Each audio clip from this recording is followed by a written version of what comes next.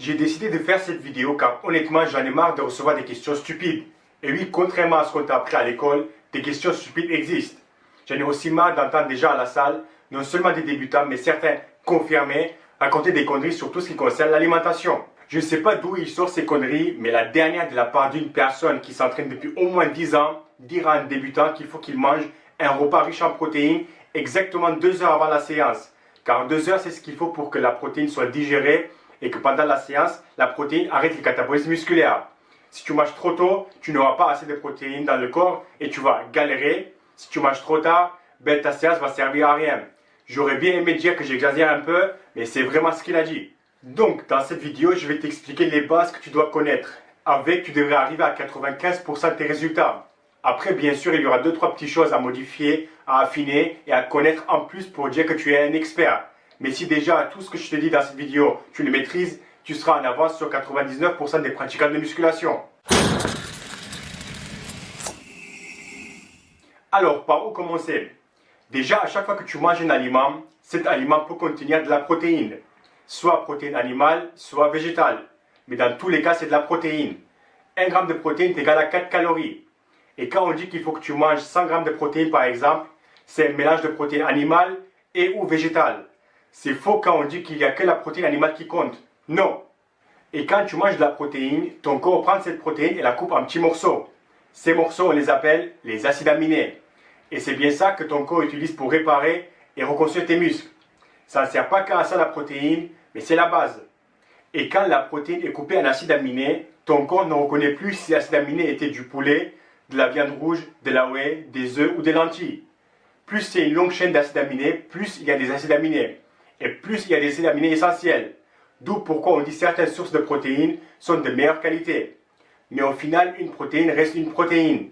Et 1 gramme de protéine, peu importe la protéine, est égal à 4 calories. Pour plus d'infos, je te conseille d'aller voir ma vidéo sur la protéine. Puis il y a les glucides. Les glucides sont les sucres, le maltose, le saccharose, le fructose. Ton corps les transforme en glucose. Et 1 gramme de glucides est égal à 4 calories. Quand on dit qu'il faut que tu manges par exemple 100 grammes de glucides, ça sera un mélange de tout. Car au final, tout est transformé en glucose. Peu importe la source, le corps les utilise plus ou moins de la même manière. Et peu importe la source, 1 gramme de glucides est égal à 4 calories. Et puis il y a des lipides. Les lipides sont les graisses, que ce soit les graisses saturées ou non saturées ou polyinsaturées, c'est pareil. 1 gramme de lipides, que ce soit saturé ou non saturé, est égal à 9 calories. Certains lipides sont très bons pour la santé et certaines graisses comme les acides gras trans, qui font partie des graisses insaturées, et il faut essayer de les limiter au maximum.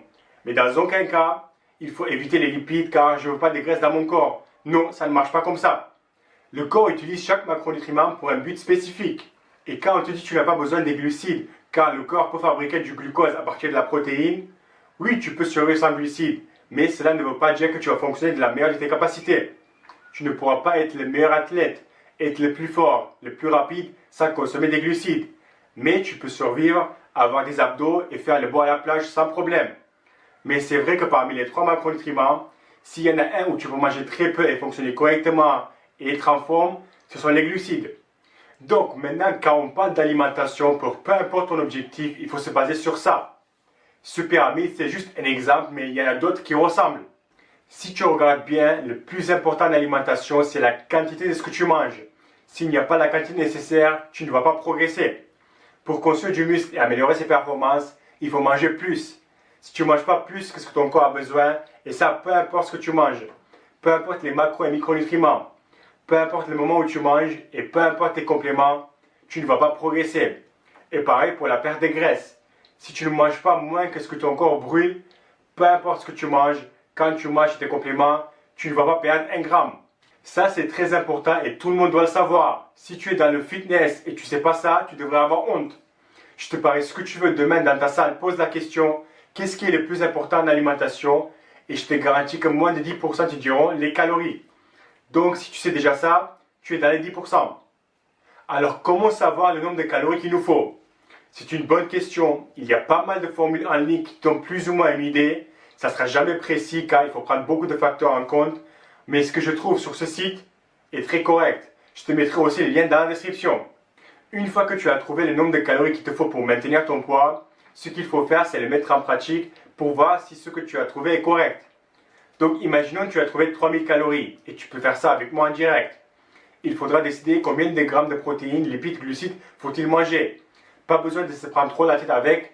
Contrairement à ce que tu peux lire sur internet, ça ne fera pas une énorme différence tant que tu as le bon nombre de calories et suffisamment de protéines et des lipides de bonne qualité. Comment faire sur 3000 calories? Je te conseille de partir sur la base 50% de glucides, 20% de protéines et 30% de lipides. 50% de 3000 calories, c'est 3000 fois 0,5, ce qui donne 1500 calories. 1500 calories divisé par 4, c'est égal à 375. Donc 375 grammes de glucides. Pourquoi diviser par 4? Car 1 gramme de glucides est égal à 4 calories. Tu vas faire pareil avec la protéine et les lipides. N'oublie pas que les lipides, c'est divisé par 9.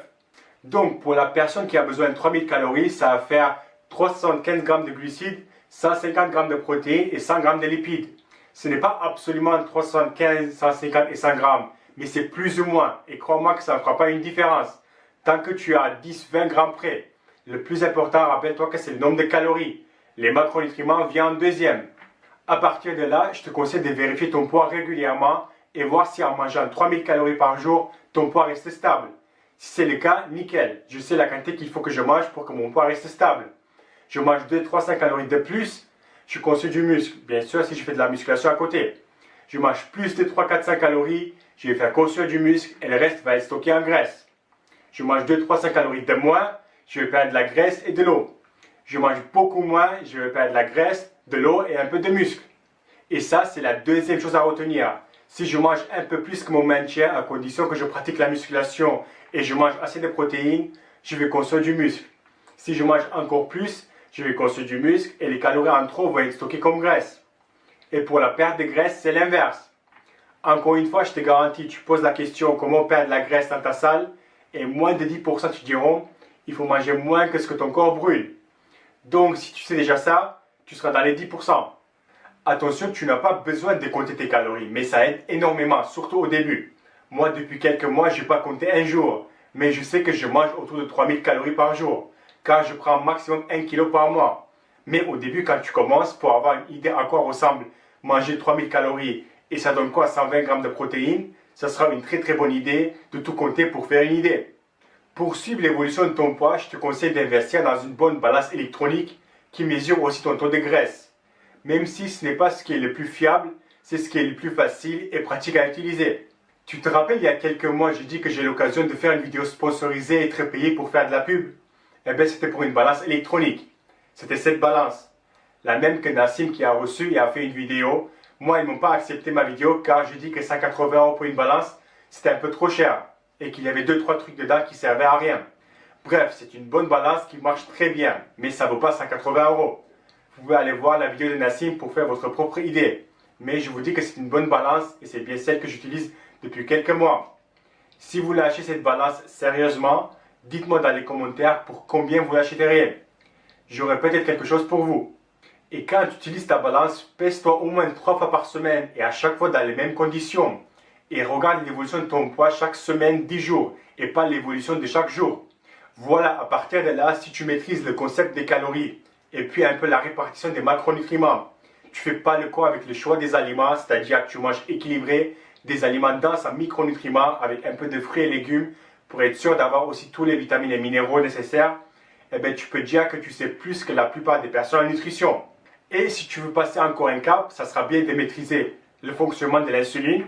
J'ai une vidéo que tu peux aller voir, lire les études sur l'impact des aliments à index glycémique bas et élevé, connaître le rôle de la plupart des vitamines, et je dirais que ça sera aussi une bonne idée de savoir comment l'alimentation joue un rôle sur la performance.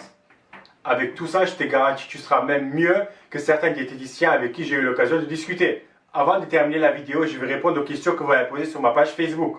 Donc, est-ce que la conservation d'un aliment modifie son apport nutritionnel? Non ou pas assez pour faire une différence. Cuire les aliments à la poêle, vapeur, etc. a une réelle importance pour garder les vitamines, minéraux et la destruction des protéines par exemple. Oui, plus la cuisson est longue, plus tu vas détruire certaines vitamines et minéraux. D'où pourquoi dans certaines conditions, c'est mieux d'utiliser les micro-ondes 30 secondes pour chauffer un aliment que 2-3 minutes sur la poêle ou dans le four. Est-ce qu'une banane qui mûrit en avion et qui arrive encore verte dans nos magasins est aussi bonne au niveau des macronutriments, vitamines et minéraux qu'une banane cueillie à point? Oui, je dirais que c'est la même chose. Par contre, il y aura une différence entre une banane verte et une banane bien mûrie jaune au niveau de la quantité de sucre et les vitamines. Pour un peu plus de détails, je te mettrai un lien en bas de la description. La quantité de légumes par rapport à son apport en protéines pour garder un bon équilibre acido-basique. Je ne sais pas vraiment s'il y a une quantité à respecter, mais en tout cas, je n'aime pas cette question car je ne sais pas comment tu peux faire pour ne pas avoir un bon équilibre acido-basique, même si tu manges 300 g de protéines par jour. Les calories sont-ils tous pareils? Y a-t-il des bonnes, des mauvaises calories? 1 calorie est égal à 1 calorie. 1 kg est égal à 1 kg. 1 km est égal à 1 km. Après, comment est-ce que ton corps utilise 1000 calories de sucre rapide et 1000 calories d'huile d'olive? Là, c'est une autre question. Quel est selon toi le ratio optimal pour les macros? 50% glucides, 30% lipides, 20% protéines, car c'est ce qui est le plus facile et le plus pratique à suivre. Sauf quand tu as un déficit calorique et ton objectif est de préserver le maximum de muscles. Et dans ce cas, je dirais 40% glucides, 30 lipides et 30 protéines. Car toutes les études montrent que pour préserver le maximum de muscles, quand tu ne manges pas assez, c'est d'augmenter les protéines. Et le mieux, ça sera d'arriver à 2, voire 2,2 fois ton poids du corps en protéines. Y a-t-il un type de riz plus intéressant qu'un autre? Pas vraiment, mais après si tu me dis quel est le mieux entre le riz blanc et le riz complet au niveau micronutriments, je dirais le riz complet. Pourquoi dans l'activité physique qui est la musculation, beaucoup de pratiquants se privent pour ensuite engloutir une quantité astronomique de nourriture à une journée, cheat meal ou cheat day, jusqu'à parfois avoir d'énormes maux de ventre, au point que ce jour de libération devient une obsession. Pourquoi est arrivé à ce point-là? D'où vient ce rituel? Et y a-t-il une période précise à laquelle cela est popularisé? Je ne sais pas quand c'est popularisé, mais je suis d'accord avec toi, c'est totalement stupide. Et j'ai une vidéo sur le cheat meal que tu peux aller voir, ça va t'intéresser. Et la dernière question, pourquoi la cuisson des œufs modifie son apport calorique? En fait, je n'étais pas au courant de ça. Pour moi, un œuf, c'est 6 grammes de protéines et 6 grammes de lipides. Mais après, quand je suis allé vérifier, en fait, tu as raison. Parfois, au lieu de 6 grammes de lipides, il y a 7 ou 8 grammes. Donc 1 ou 2 grammes de lipides en plus.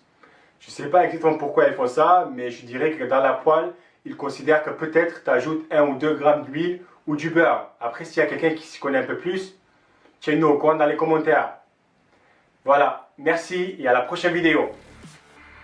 Ne consommez que de l'eau et rien d'autre. Pour moi, c'est un peu trop extrême, mais bon, sache que ça existe. Et rappelle-toi que ce n'est pas une religion, c'est plutôt une mode de vie et il n'y a pas de restriction. Donc normalement,